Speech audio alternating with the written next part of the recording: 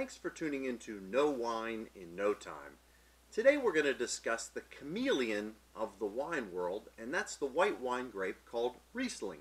So for those of you that may be watching from places around the world and aren't familiar with what a chameleon is a lizard that changes and adapts itself to meet its surroundings.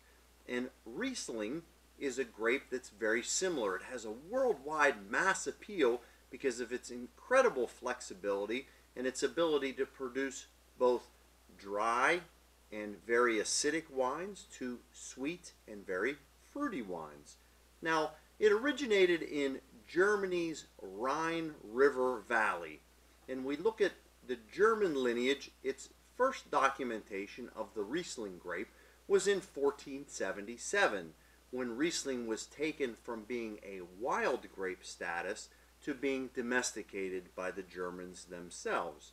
Now, old world wine styles of Riesling tend to cover cooler climates, places like Germany, Austria, France, and northern Italy. When we look at New World styles of Riesling, we look at places in the United States like Washington State, California, New York's Finger Lakes regions, also places around the world like New Zealand, Australia, and Chile. But since the Germans domesticated this grape, we kind of look to Germany as being the world standard on Riesling.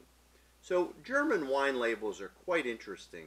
Not only are they in a different language, of course, but they provide a significant amount of information that a lot of wine labels around the world do not have. And the first thing that we need to pay attention to is the ripeness of the grapes. So what exactly does that mean? When we look at a cool weather area like Germany, sometimes they struggle to have grapes ripen at all.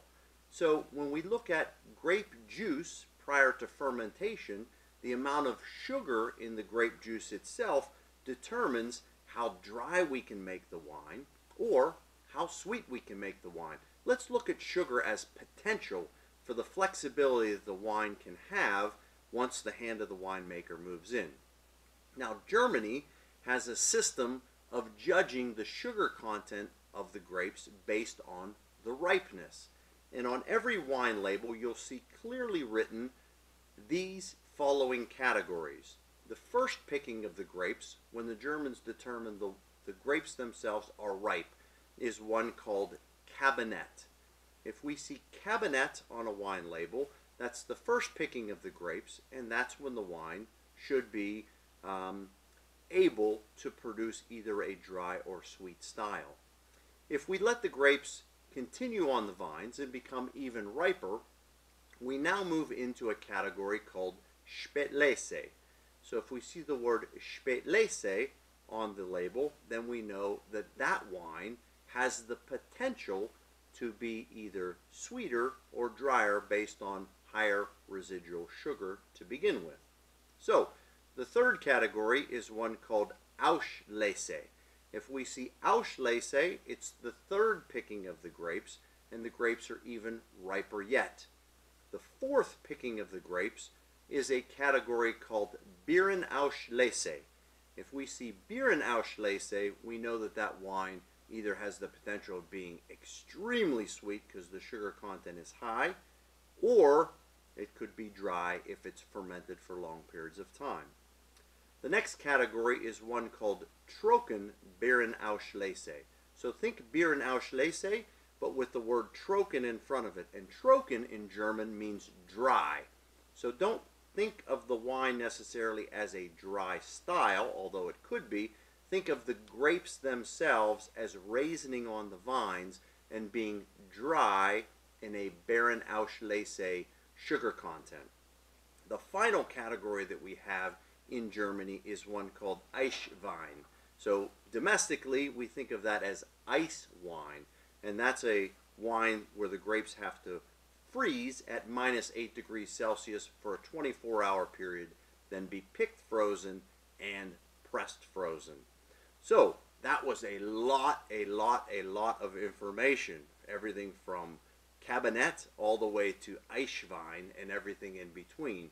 if we look at a German wine label, we'll see that clearly written, and it can give us an idea of what that wine style may be. But I want to share something with you that really helps me decode a German or domestic Riesling. And that is the simple phrase, high and dry and sweet and low. So let's think about that, high and dry and sweet and low. When we ferment a wine, if we have a lot of residual sugar to begin with, we can do an extended fermentation and allow the alcohol content to be high.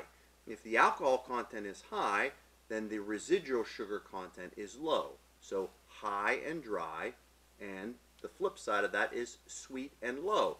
If we cut off fermentation early, then the wine itself will be sweet and have a much lower alcohol content. So when I look at German Rieslings, and really Germany is the standard and the finest Riesling in the world, when we look at German Rieslings, I like to draw a line at 10% alcohol by volume. If indeed the Riesling is below 10% alcohol by volume, it's going to be on the sweeter side. If it gets above 10% of alcohol by volume, then it's going to be on the drier side. So, I picked a very special Riesling for you today.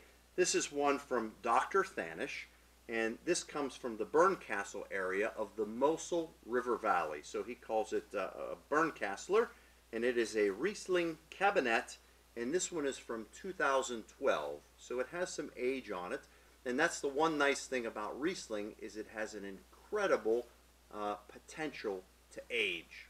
So let's go ahead and take a look at it and see what we think. If we look at this particular Riesling, the first thing we notice, it has a beautiful, rich, golden color. And the golden color really tells us that this is a special Riesling, and one that maybe has a little bit of age on it. If we swirl it to liberate some of the aromas, this particular wine is 8.5% alcohol. So remember, high and dry, sweet and low. So at 8.5%, we're going to expect this to be sweet. So the first thing we notice on the aromas, what leaps out of the glass is a lot of floral components.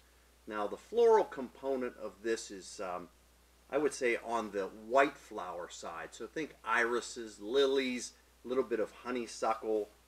And also there's a very interesting trait when we talk about German Rieslings, and that is post-fermentation, based on the climate they come from, limited water, extended maturation on the vine, they can kick off a little bit of a petroleum or an oily smell, and that comes from having a very slight amount of a volatile compound called TDN, and that stands for trimethyl dihydronaphthalene. So trimethyl dihydronaphthalene, and it's a completely harmless chemical, and it's one that really, if you look at a lot of wine aficionados and they're talking about German Riesling, they'll talk about the petroleum smell, the asphalt smell, the little bit of oily smell that comes off of it, and they find it quite charming. So let's go ahead and give this a sip.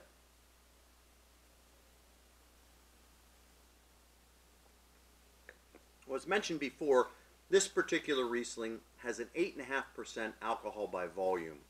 So it tends to be much more on the sweeter side. So while this has beautiful flavors of apricot and a little bit of peach, in the background it kind of fades to a citrus type of flavor where we almost go into the tangerine realm.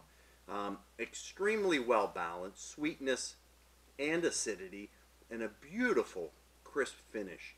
Now a wine like this exceptional Mosel Riesling would pair beautifully with spicy Asian cuisine. One of the classic pairings of the world is spicy Asian cuisine and an off-dry Riesling, which this one certainly is. And obviously we have a whole host of traditional German foods. Think salty foods, things prepared with cabbage, sauerkraut. Those all pair beautifully with a German Riesling. So I'm going to enjoy the rest of this Bernkastel Riesling, and thank you so much for joining us, and please tune in next time, and soon you'll know wine in no time.